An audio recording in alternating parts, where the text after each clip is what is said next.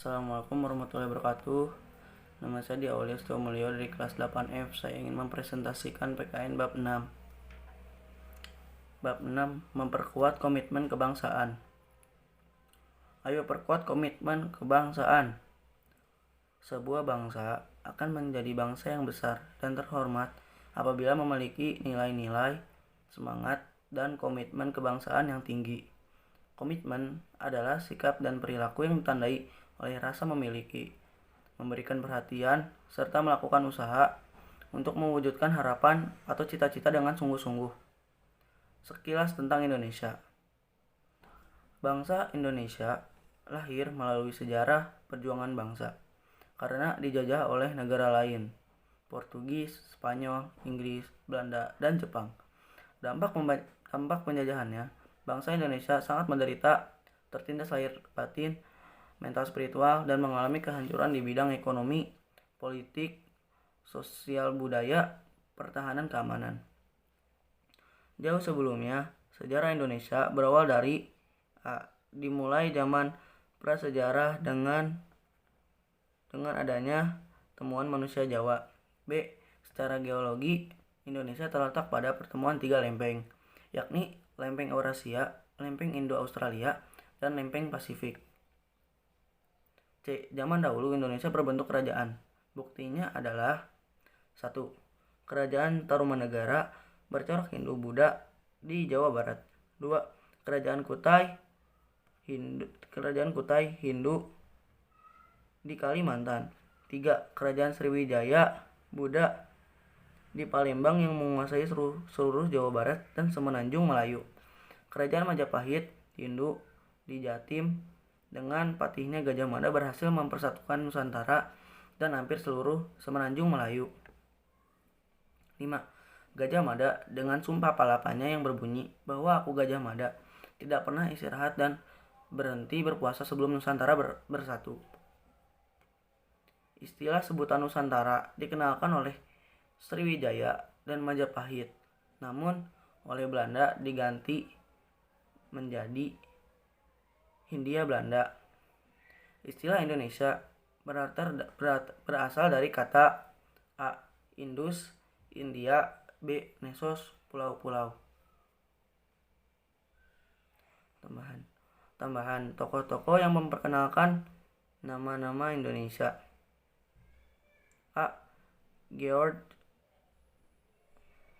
Windsor Earl. Kedua, Earl James Richardson Logan. 3. Adolf Basian. Keempat, Suwardi Suryaningrat. Dan yang terakhir Suwardi Suryaningrat. Semangat dan komitmen kebangsaan pendiri negara. Berikut ini kalian akan dapat mengkaji bagaimana kerasnya perjuangan pendiri negara, yakni A. Insinyur Soekarno dan B. Muhammad Hatta. Bab 6. Memperkuat komitmen kebangsaan bagian 2. A. Semangat dan komitmen kebangsaan pendiri negara. Soekarno lahir dimakamkan di Blitar. 2. SD di Surabaya dan kos di rumah host Cokro Aminoto. 3. 1920 Soekarno sekolah di ITB. 4. Mendirikan PNI 4 Juli 1927 dan akhirnya dipenjara karena PNI dianggap membahayakan Belanda. Sempat mengajukan pembelaan atau pledoi yang berjudul Indonesia Menggugat. 5. Keluar dari penjara, Soekarno masuk ke Partai Indonesia, tapi kembali ditangkap Belanda dan dibuang ke Flores.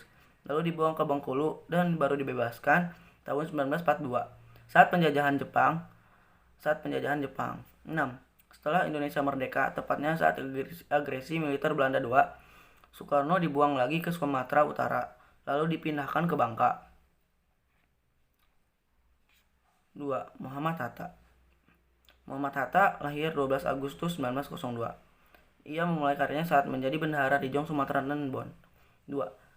tahun 1921 menetap di Belanda dan bergabung dengan Indische Vereniging, perkumpulan pelajar Indonesia. Dan setelah 3 tokoh Indische Partij, yaitu Suwardi Suryaningrat, Dewes Dekker, dan Cipto Mangunkusumo bergabung, maka Indische Vereniging berubah nama menjadi Perhimpunan Indonesia.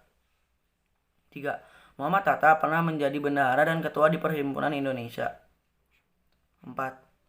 Pernah dipenjara tahun 1927 karena bergabung dengan Liga menentang imperialisme dan kolonialisme di Belanda, namun bisa bebas karena pembelaannya yang berjudul Indonesia Free.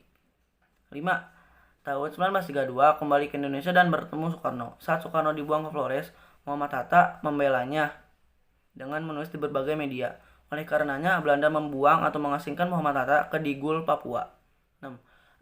Tahun 1935 diasingkan ke Banda Neira. 7. Tahun 1942 dibawa ke Sukabumi, lalu dibawa ke Jakarta. 8. Saat agresi militer Belanda kedua, diasingkan ke Bangka bersama dengan Soekarno dan tokoh nasional lainnya. B. Bentuk semangat dan komitmen kebangsaan yang ditunjukkan pendiri negara. 1. Semangat adalah tekad dan dorongan hati yang kuat untuk menggapai keinginan atau hasrat tertentu. Contoh, pendiri negara bersemangat berjuang untuk kemerdekaan Indonesia. Pelajar bersemangat belajar demi masa depan. 2. Semangat 45 adalah dorongan dan manifestasi dinamis dari jiwa 45 yang membangkitkan kemauan untuk berjuang merebut kemerdekaan, mengisi dan mempertahankannya. Periodisasi nilai-nilai semangat 45 dibagi menjadi 4 periode, yakni 1. Periode 1. Sebelum pergerakan nasional Indonesia, pada zaman itu masih berupa kerajaan-kerajaan yang beragama Hindu, Buddha, Islam, Katolik, Konghucu, kepercayaan. 2. Periode 2. Masa pergerakan nasional tahun 1908. Ciri-ciri perjuangan sebelum 1908 masih bersifat kedaerahan atau lokal sehingga mudah dipatahkan Belanda. Ciri-ciri perjuangan setelah 1908 bersifat nasional, menggelora di semua wilayah Indonesia. Semua bersatu ingin merdeka, terbebas dari penjajah. Ditandai dengan lahirnya A. Budi Utomo 1908, B. Munculnya organisasi kepemudaan yaitu Jong Java, Jong Sumatera, dan Bon, C. Serikat Islam 1912, D. Perhimpunan Indonesia, E. Sumpah Pemuda 1928. Belanda menyerah tanpa syarat pada Jepang tahun 1942. Lalu Jepang mulai menjajah Indonesia tahun 1942 sampai tahun 1945. 3. Periode 3. Masa proklamasi dan perang kemerdekaan 17 Agustus 1945 Indonesia merdeka. Namun Belanda tetap ingin menjajah Indonesia dengan membonceng tentara sekutu. Hal ini menimbulkan perlawanan untuk menegakkan kemerdekaan. 4. Periode 4. Masa perjuangan mengisi kemerdekaan. Perjuangan pada masa ini tidak terbatas waktu karena untuk mencapai tujuan akhir nasional seperti yang tercantum dalam pembukaan alinea keempat. Semangat 45. Semangat 45 adalah dorongan dan manifestasi dinamis dari jiwa 45 yang membangkitkan kemauan untuk berjuang merebut kemerdekaan, mengisi dan mempertahankannya. Nilai dasar semangat 45 terdapat dalam A. Pancasila, B. Proklamasi, C. UUD 1945. NKRI sebagai satu kesatuan. 1. Bunyi pasal 1 ayat 1 UUD 1945, negara Indonesia ialah negara kesatuan yang berbentuk republik. 2. Pasal 375 UUD 1945 khusus mengenai bentuk NKRI tidak dapat dilakukan perubahan. 1. Bentuk negara kesatuan sudah dianggap final. 2. Walaupun Indonesia terdiri dari berbagai suku, 1128 suku bangsa, namun Indonesia tetap menjadi satu kesatuan. A. Kesatuan politik, B. Kesatuan wilayah, C. Kesatuan pertahanan dan keamanan, D. Kesatuan ekonomi, E. Kesatuan sosial budaya. Indonesia sebagai satu kesatuan politik, artinya NKRI meletakkan Pancasila sebagai dasar dan falsafah serta ideologi bangsa dan negara yang akan mengarahkan bangsa untuk menuju tujuan nasional negara.